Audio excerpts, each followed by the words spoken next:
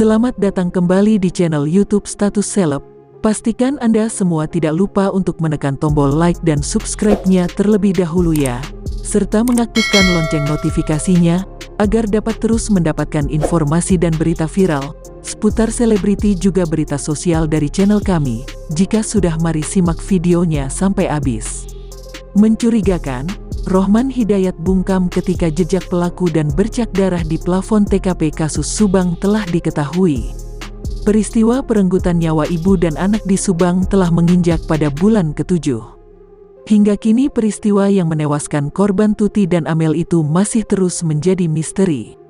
Banyak orang yang curiga terhadap Danu, Yosef dan juga Yoris. Tetapi kepolisian belum dapat membuktikan atas kecurigaan yang dirasakan oleh masyarakat. Kasus Subang ini menjadi perhatian publik, mengingat bahwa kasus ini terdapat banyak sekali kejanggalannya. Perjalanan Danu, Yosef dan juga Yoris terus menjadi buah bibir di tengah-tengah masyarakat, sebab ketiga orang tersebut merupakan orang terdekat korban. Pengamat kasus kriminal mengatakan, jika biasanya perkara semacam ini tentu melibatkan orang dekat, namun tak menutup kemungkinan bisa juga orang jauh. Karena masih menjadi teka-teki, maka tak sedikit orang yang ingin turut membantu untuk mengungkap kasus ini sampai ditemukannya pelaku. Seperti tim kanal YouTube Misteri Mbak Suci, akun tersebut kembali mengunggah sebuah video yang berisikan komentar soal jejak dan juga bercak darah yang ada di plafon rumah TKP kasus Subang.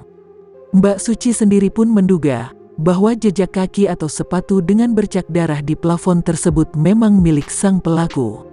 Seperti yang dikutip oleh Status Seleb dari kanal YouTube Misteri Mbak Suci, sebuah video yang diberi judul "Akhirnya Ketahuan Jejak dan Bercak Darah Siapa di Plafon TKP Jalan Cagak", yang diunggahnya pada hari ini tanggal 5 Maret tahun 2022. Mbak Suci pun memberikan komentarnya soal jejak dan bercak darah tersebut.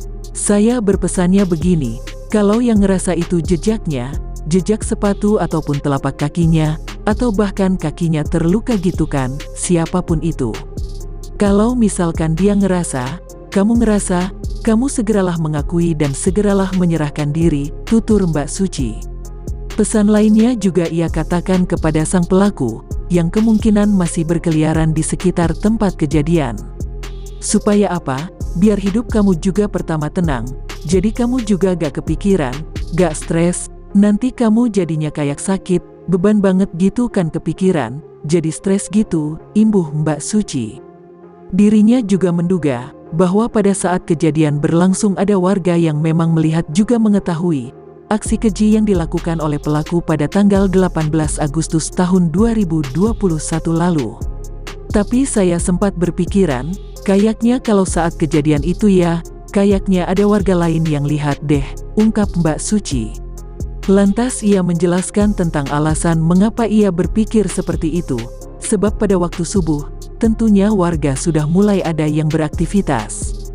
Tetapi, sebab kurangnya pengetahuan dan terlalu takut, menyebabkan warga yang melihat kejadian tersebut tak berani untuk melapor kepada polisi.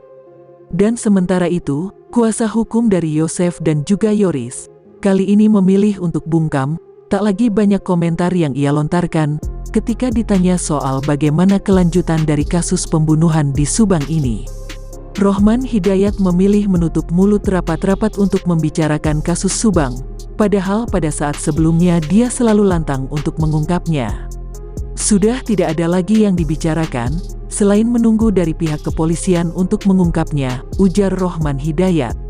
Kuasa hukum dari Yosef itu saat ini lebih memilih untuk tidak berkomentar banyak soal kasus Subang. Rohman juga yang dalam beberapa unggahan pada akun media sosialnya, lebih berkata-kata sedikit. Seperti yang terlihat dalam unggahan sebuah media online yang memberitakan soal kasus Subang, Rohman Hidayat hanya berkomentar begini, "Enggalan Pak Kapolda." Atau yang artinya, "Segerakan Bapak Kapolda." Cukup sekian informasi Subang kali ini yang dapat kami sampaikan. Semoga bermanfaat dan sampai jumpa di video kami selanjutnya.